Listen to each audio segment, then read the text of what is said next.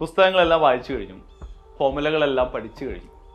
പക്ഷെ നിങ്ങൾക്ക് ഉറപ്പുണ്ടോ 180 മിനിറ്റ് നീളുന്ന ആ വലിയ പോരാട്ടത്തിന് നിങ്ങൾ ശരിക്കും തയ്യാറാണെന്ന്? കീം എന്നത് വെറുതെ നിങ്ങളുടെ അറിവ് പരിശോധിക്കുന്ന ഒരു എക്സാം മാത്രമല്ല, നിങ്ങളും സമയവും തമ്മിലുള്ള 180 മിനിറ്റ് നീളുന്ന വലിയൊരു പോരാട്ടമാണത്. പലരും വിചാരിക്കും സിലബസ് മുഴുവൻ പഠിച്ചു കഴിഞ്ഞിട്ട് എക്സാമുകൾ എഴുതിയാൽ മതിയല്ലോ എന്ന്.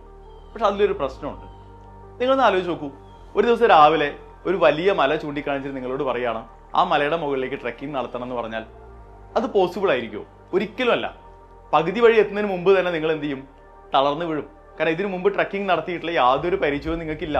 പിന്നെ നിങ്ങൾക്ക് എങ്ങനെയാണ് ഇത്ര വലിയൊരു മലയുടെ മുകളിലേക്ക് ട്രെക്കിംഗ് നടത്താൻ കഴിയുക? അതുപോലെയാണ് കീം എക്സാം. അവിടെയാണ് മൊഡ്യൂൾ എക്സാമുകളുടെയും മോക്ക് ടെസ്റ്റുകളുടെയും പ്രസക്തി.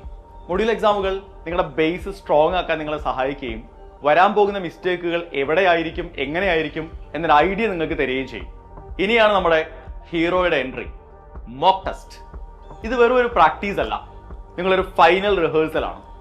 ടൈം, ഫോക്കസ്, ഫിയർ എന്നീ 3 ഫാക്ടറുകളെ 180 മിനിറ്റ് നീളുന്ന കീമു പോലൊരു പരീക്ഷയിൽ എങ്ങനെ മാനേജ് ചെയ്യണം, എങ്ങനെ ടാക്കിൾ ചെയ്യണം എന്ന് നിങ്ങൾക്ക് സ്വയം വിശകലനം ചെയ്യാനുള്ള, സ്വയം അനലൈസ് ചെയ്യാനുള്ള അവസരങ്ങളാണ് മോക്ക് ടെസ്റ്റുകൾ. അതുകൊണ്ട് തന്നെ മൊഡ്യൂൾ എക്സാമുകൾക്കും മോക്ക് എക്സാമുകൾക്കും വലിയ പ്രാധാന്യം കൊടുത്തുകൊണ്ടാണ് Xylem KEAM and game 2.0 design ചെയ്തിട്ടുള്ളത്.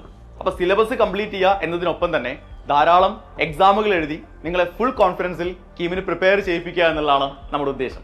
തെറ്റുകൾ പറ്റട്ടെ, ചെറിയ ചെറിയ തെറ്റുകൾ വരുത്തിയും തിരുത്തിയും അതിൽ നിന്ന് പുതിയ അറിവുകൾ കണ്ടെത്തിയും ഒക്കെയാണ് നമ്മൾ ഇന്ന് ഇവിടെ വരെ എത്തിയത്. അതുകൊണ്ട് തെറ്റിപ്പോകുമെന്ന് പേടിച്ച് ആരും മോക്ക് എക്സാമുകൾ എഴുതാതിരിക്കരുത്. ഇന്ന് നിങ്ങൾ വരുത്തുന്ന ഓരോ തെറ്റും നാളത്തെ മെയിൻ എക്സാമിലെ നിങ്ങളുടെ ശരികളാണ്. All the best.